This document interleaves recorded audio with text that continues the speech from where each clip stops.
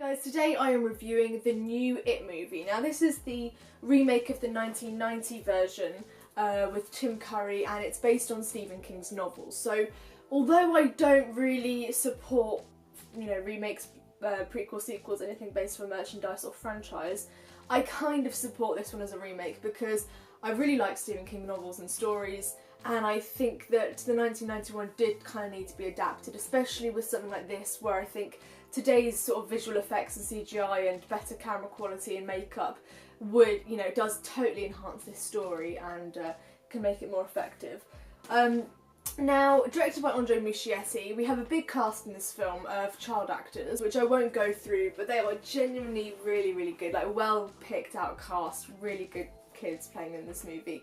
And we have Bill Skarsgård, who is playing Pennywise, the clown in this film. Which is great because I'm obsessed with the Skarsgård family, to be honest, or Skarsgård or whatever, and so that was really cool. And he plays it fantastically, it's brilliantly acted.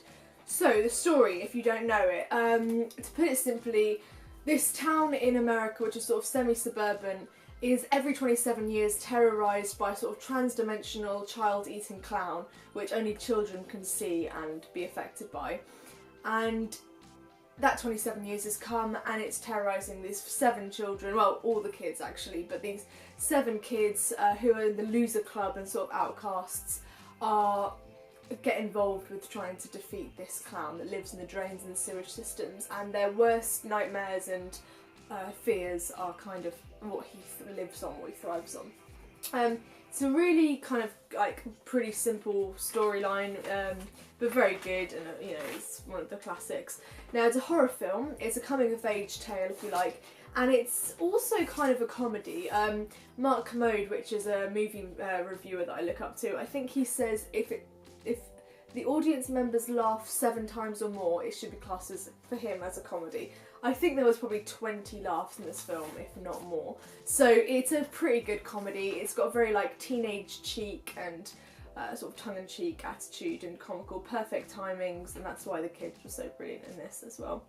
Now I have written notes today, by the way, because my brain isn't really functioning and I won't remember what to say. So, but I will ad-lib as well. So I think when you're doing a Stephen King novel adaptation, you're bound to have a great story. So one of my friends came out to cinema and said that it was a really original story. Now, I think it's obviously going to be. I don't think this is the movie makers, I think this is the original writer, which is Stephen King, king of horror, who always creates these really cool stories. I mean, if you think about things like The Shining, Misery, Cujo, Carrie, Mist, Cell, whatever, all, what was it, Doctor something. Anyway, so, I mean, he's just generally, I think, quite an original writer, so you're going to hit the jackpot when you make one of these films. Therefore, the story of this was brilliant. I mean, he is a horror genius. Didn't completely stay faithful to the story, but then, again, if you have actually read the novel of it, it's a bit weird. So, this is a really, really good Pennywise adaptation. I think that the only way that they could have improved is at the very, very beginning we have a really up-close conversation with him, which is creepy and crazy and intense. Oh, well, I'm Pennywise, the dancing clown. And we never really have that again. We just have jump scares from Pennywise later on in the film. I think it could have done with a bit more like, up close on the antagonist, really. I find that's more effective for me. So obviously we have this sort of like more putrid, disgusting, gory horror side of the film, which you need in something like this. But you also have, and even if it's really briefly touched on, which was something I was mostly interested in by the film, which was, it has a really, I think, underlying emotional sensitivity, and whether that's the book or the movie, I don't know, because there's this sort of, what I mean by the emotional intuition is we have what I would say real life horrors going on underneath this clown and this scary child eater. Which is things like, for example, one of the characters, one of the females, this great female character lead, she's going through sort of like, she has paedophilia going on at home, so she has this really hostile sexual home with her father and stuff, which is obviously, one of a worse horror than the actual, concept of the clown.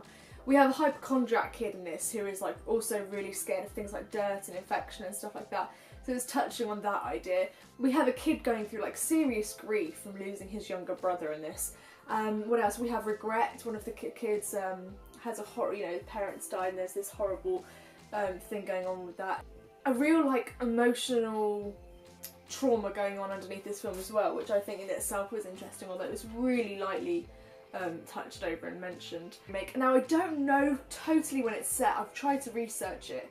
I think it's set in the 80s, so we have a really brilliant 80s authenticity, great clothes, great backgrounds, great music, really fits in with that sort of, reminded me of like 16 Candles and those films directed by John someone. And then we have, you know, this, I think it reminds me of like Steven Spielberg films like E.T. and stuff like that, where you, and sort of like Super 8 as well, it kind of is that like tight-knit of kids that are like fighting against this sort of scary entity with no technology, no distractions or modern day worries. It is that really like, they are just, you know, they're not with a map, but it's that idea of sort of with a map, you know, different character dynamics and off to find this person, and I really like that. I think that like takes it back to a proper like good old-fashioned time when movies were brilliantly childhood-led horror depiction. Criticisms of this film. Now, this was a common criticism through my friends and stuff, that it eventually got pretty tiresome. So there was a lot of false endings. What I mean by that is there were times that it'd be like really triumphant and you think it was going to end and it just didn't come through and it didn't end.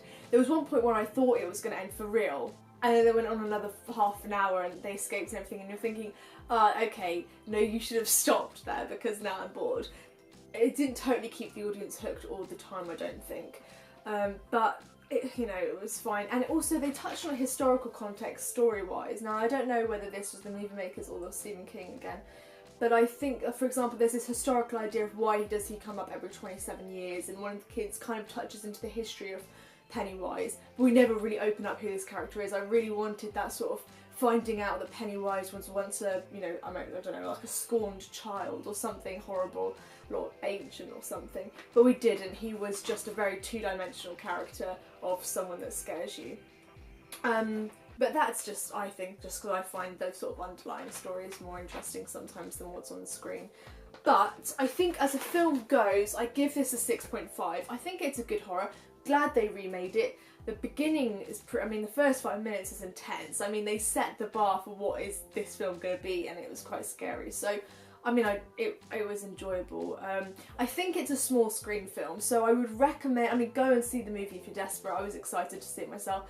But I personally think this film would have been much more creepier if it was sort of in the dark with yourself or just a friend or something, and you had that sort of intensity of just those scary moments in you. And I think actually being in a bigger audience like I was, which was absolutely packed, you kind of, it takes away that feeling, and it gives you kind of safety net that when everyone laughs, when everyone's scared, you kind of have this sort of camaraderie, which is great, but actually I think you need to watch it intensely. And also I had this like fucking woman like commentating the entire thing behind me the whole way, so that didn't help. Okay, so please like, subscribe, share, tell me your thoughts, get in touch.